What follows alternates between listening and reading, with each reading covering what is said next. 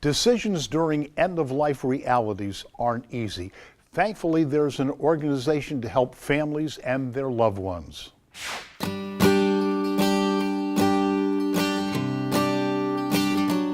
At its best, hospice is about how do you live the best way you can while you're dying. Hospice is as important as anything that we do. It's a point of care on the continuum of healthcare. Hospice never really changes the outcome of the disease process, but what hospice brings to the families is a lot of support. We have approximately 160 patients out in homes and facilities in our community. We have about 40 contracts with skilled nursing facilities. We provide care in assisted living facilities. We provide care in private residences. And so it's pretty unique when you think about, where we are throughout our communities. Hospice House is a freestanding facility located in Lower Saucon that has 14 hospice beds. And it's a facility that's been established to be able to care for those patients who aren't able to be cared for at home or elsewhere. And it's more focused, concentrated care by staff that are specifically assigned to do that around the clock, 24 hours a day. Hospice has always been about treating a whole human being, body, mind, and spirit. We really work with people's own sets of values and meanings, the things that have helped their lives hold together over years, and meet them where they are. And not say, well, now here's what you need to do, but to learn from them how they want to go about this part of life's journey. Are there things that you want to do, say, heal, remember? The core of hospice is patient, family-centered care. And so it's very important to help the family articulate their needs, their concerns, their goals, because they're going to be the ones who are providing most of the care to the patient. My Aunt Judy passed away. It'll be 10 years in October. And we brought her to St. Luke's Hospice, and I can't imagine what those 24 hours would have been like at the hospital. The entire staff was checking in with all of us. How are you doing? What do you need? We get many, many, many compliments on our hospice staff and how compassionate, caring, kind, considerate they are. My team at St. Luke's Hospice is absolutely amazing. We honor the journey, the end-of-life journey. That night, we got to all be in the same room together.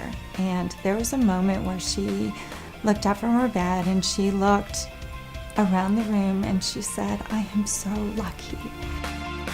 One of the unique things about hospice is that it brings hope. We're never going to get to a place where dying is a good thing. But it doesn't have to be scary. It doesn't have to be something we can't talk about. My boys were 2 and 8 when my Aunt Judy passed away. And I think our experience in hospice and the way that Judy died, surrounded by so much love, it's changed their lives. So my boys live, with these amazing, huge hearts because of the journey that we had with Judy.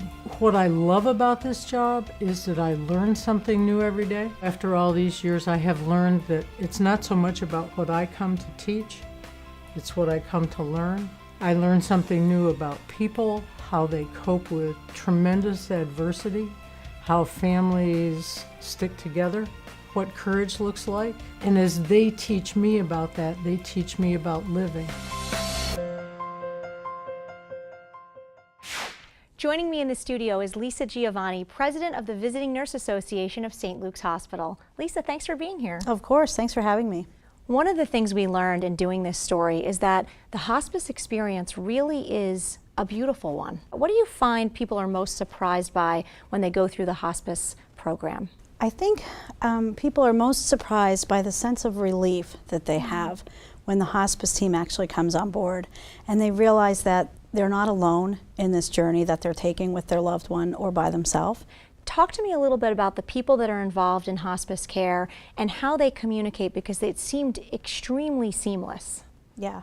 So the people that are involved are a myriad of professionals, from the medical director, and at times the patient's own physician can certainly be involved in care, to the nurses, social workers, hospice aides that care for the patient.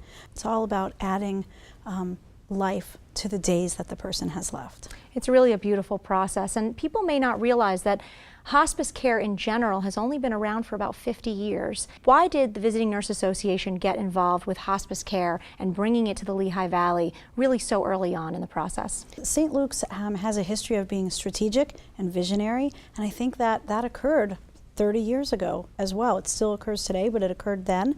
And really, there were a few individuals who spearheaded that effort. And I think the realization that we really have an opportunity when there are no other possibilities, or when that's what the patient wants, to move into hospice care. Where is hospice care provided? Like I mentioned, you have the hospice house, but I understand that's only a small percentage of where hospice care can and does take place. Right, absolutely. So hospice care takes place wherever the patient calls home. It can be the home of a son or a daughter or another relative. It can be an assisted living, a nursing home, a long-term care facility, but it's really where that patient calls home. There are times where symptoms need to be controlled, and we utilize the inpatient hospice setting for that. And sometimes length of stays there are shorter, and the person is returned back to wherever they call home. What's the feedback that you get from the community and families as they've gone through hospice care? Our feedback is tremendous. I get hundreds of letters addressed to myself, to St. Luke's, to our management team, just from the feeling of thankfulness for helping through a journey that is hard to make by yourself. What would be your advice to people out there who are really fearful of speaking about end of life? My advice would be, talk to your parents, talk to your spouse, make sure that you know what their wishes are long before the decision becomes imminent and has to be made in a split second, because there's a lot to be gained by being and having hospice care for several months versus only a few days. Wonderful advice, and thank you so much for the work that you do on behalf of St. Luke's and the community. We're really lucky to have this resource here. Thank you. For more information on hospice care, the Visiting Nurse Association, or anything from today's show, please go to our website at thepeaktv.com. Thanks for watching, and remember, every day is an opportunity to be your best self. This is The Peak.